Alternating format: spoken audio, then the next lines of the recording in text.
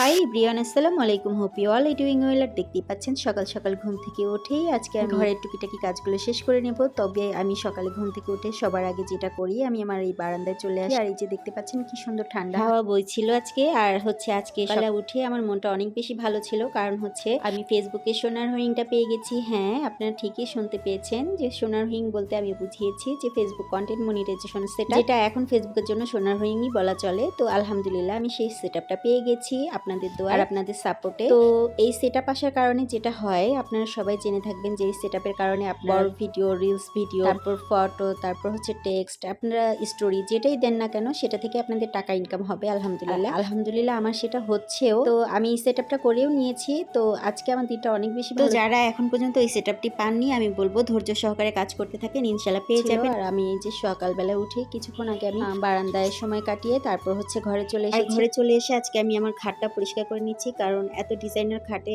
প্রচুর ধুলাবালি জমে। আর শীতকাল আসলে বোধহয় একটু ধুলাবালিটা বেশি হয়। আমার ফার্নিচার গুলো আমার প্রতিদিনই মোছা পড়ে, তারপর প্রচুর ধুলাবালি পড়ে। তারপর আমার ঘরে জানালার মধ্যেও নেট দেওয়া, তারপর বারান্দাতেও নেট দেওয়া। তার ধুলাবালি কোথা থেকে আসে আমি বলতেই পারি না। আর তাই আমি ভেবে রেখেছিলাম কালকে যে আজকে সকালে ঘুম থেকে উঠেই আমি আমার বেডরুমটা পরিষ্কার করব। বেডরুমে বিছানা, তারপর খাট, আলমারি, ওয়ার্ড্রোব যা যা আছে সব শুধু আজকে বেডরুমটাই পরিষ্কার করব। আল্লাহ বাঁচিয়ে রাখলে ইনশাআল্লাহ আবার কালকে অন্য রুম করব। একদিনে সবগুলো করলে কাজে দেরি হয়ে যায়। আর শীতের দিনটা অনেক ছোট, তাই রান্না বাড়া করতে করতেও অনেক সময় লেগে যায়। আর আমি একা মানুষ হলে কি হয়েছে, আমার ঘর অনেক বড়, তো আমার এই বড় ঘরের অনেক কাজ থাকে। এই তো দেখতেই পাচ্ছেন যে আমি এখন আমার আলমারিটাও পরিষ্কার করে নিচ্ছি।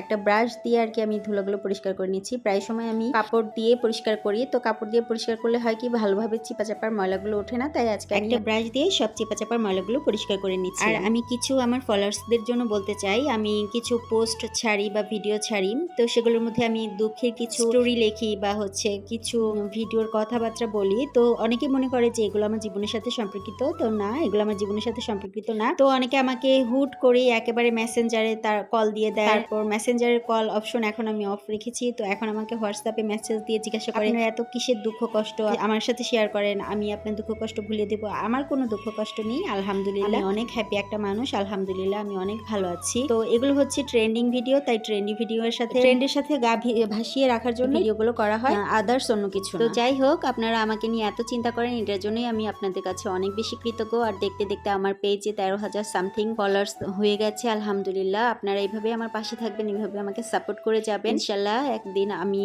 1 মিলিয়ন করে ফেলবো আপনাদের দোয়ায় ও ভালোবাসায়। একটু বেশি আশা করে ফেললাম, তাই না? আচ্ছা যাই হোক, 1 লাখ পরিবার হলেই আলহামদুলিল্লাহ। তো এই তো আমি কাজ করতে করতে এখন বারান্দায় দেখাচ্ছি, কারণ আমার বেডরুমের কাজ সম্পূর্ণ শেষ। এখন আমি রান্নাঘরে চলে এসেছি। আর রান্নাঘরে এসে আজকে আমি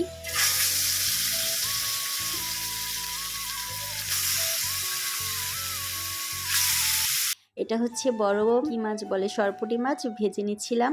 সরপুঁটি মাছের তরকারি করব, কপি আলু টমেটো দিয়ে, শীতকালে যেই সবজি হয় সেই সবজি দিয়ে করব। সেই সাথে আজকে বেগুন ভাজাও করব। তো এই তো আমি মাছগুলো ভেজে নিচ্ছিলাম। তো এখানে আমার মাছ ভাজা শেষ। আর এখন আমি একটা কড়াইয়ের মধ্যে কিছু তেল দিয়ে, কিছু পেঁয়াজ দিয়ে এটা ভালো করে ভেজে নিব। আর হ্যাঁ, আরেকটা কথা, আমি অল্প তেল আর অল্প মশলা দিয়ে রান্না করতে পছন্দ করি, কারণ এটা আমাদের ডাক্তার আমাদের বলেছে, আমার হাজবেন্ডে, যেন তেল আর মশলাটা একটু কম খায়। সেজন্য আমার সব তরকারির মধ্যে দেখবেন তেল মশলা কম দিয়ে আমি রান্না করার চেষ্টা করি। আর এখানে আমি অন্য চুলায় তরকারিটা দিয়ে, তো পাশের চুলায় আমি বেগুনটা ভেজে নিচ্ছিলাম। দেখেন বেগুন ভাজাটা কিন্তু খেতে খুব দারুণ হয়েছিল। তো শীতকাল আসলে কিন্তু একটু ভাজা পোড়া দিয়ে ভাত খেতে দুপুরবেলা বেশি ভালো লাগে। তো এই যে আজকে বেগুন ভাজা করেছি। আর আপনারা কিন্তু সত্যি করে একটা কমেন্ট লিখে যাবেন, আপনারা কি আমার এই বেগুন ভাজা করতে দেখে কি খেতে মনে চাচ্ছে না, সত্যি করে বলে যাবেন কিন্তু। তো যাই হোক, আমার বেগুন ভাজা শেষ।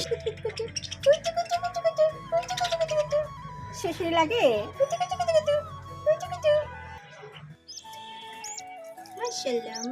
তো যাই হোক, রান্নাবাড়ির কাজ শেষ করে এখন আমি বারান্দায় চলে এসেছি। আর প্রতিদিনের কাজ আমি দেখি যে চুনু পাখিটা কি ডিম আবার ফুটিয়েছে কিনা, বাচ্চাগুলো বের করেছে কিনা।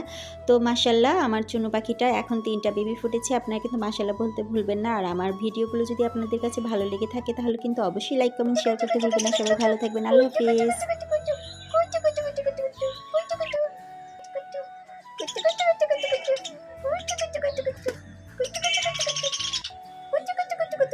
লাগে, শেষই লাগে।